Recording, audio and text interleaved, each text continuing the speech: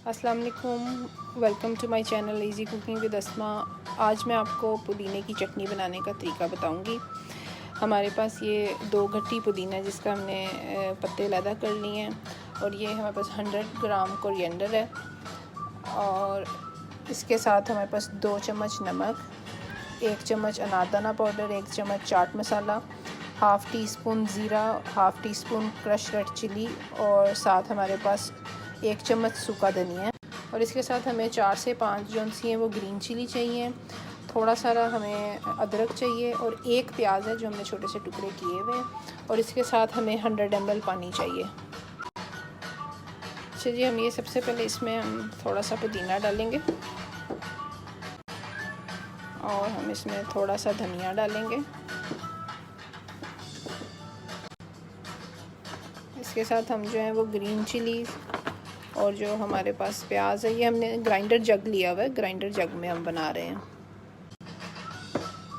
चलिए हमने इसमें 100 ml पानी डाला है। इसके साथ अब हम ये नमक और ये जो हमने सारे मसाला रखे हैं वो हम इसके अंदर ऐड कर देंगे, और ये हमने अब इसमें सारे मसाला जात ऐड कर दिए, और साथ हमने इसमें 100 ml पानी भी डाल दिया। अब हम इसे ग्राइंड करेंगे। चलिए अब हम इसे ग्राइंड करेंगे, और ये इसके बाद आपने साथ साथ जो है थोड़ा थोड़ा धनिया और पुदीना जो है वो डालते जाना।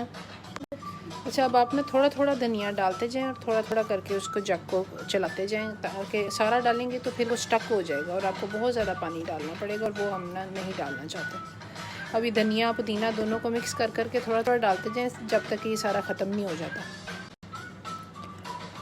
अच्छा, अब देख सकते हैं कि ये अब ना ग्राइंड हो गई है। अगर आपके पास आइस क्यूब्स घर में हैं तो उनमें आप जमा लें। बाद में आप इन्हें जमाने के बाद जो है कहते हैं आराम से ट्रे में से निकाल के आप इसको फूड बैग के अंदर क्यूब्स को रख सकते हैं। फिर आप एक क्यूब को निकाल लें, डीफ्रॉस्ट करके आप उसे योगर्ट में मिक्स कर लें।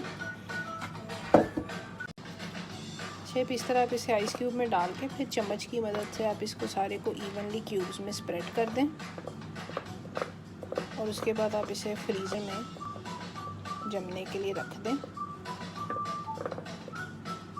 ये देखें, हमने इस तरह पूरी आइस क्यूब के अंदर इसको लगा लिया। अब हम इसे फ्रीज़ कर देंगे।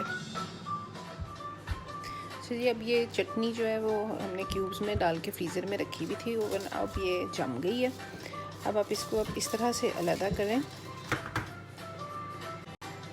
और आप एक इसी साइज़ की ट्रे लेके आप इसके ऊपर इस तरह से रख के आप इसे उल्टा दें, और आप ऐसे करें तो ये देखें ये सारी की सारी क्यूब्स जो हैं वो बाहर आ गई हैं। अब आप एक सील बैग लें और आप उसमें डाल दें, और आपको जब भी दही में चटनी बनानी हो आप एक क्यूब को आप ऐसे निकालें, उसको माइक्रोवेव करें और चटनी में मिक्स कर लें। चटनी वाली आइस क्यूब्स रेडी हैं। इस तरह आप रमज़ान में भी रख सकते हैं, पूरा महीना आपका तो आराम से निकल जाता है। Thank you.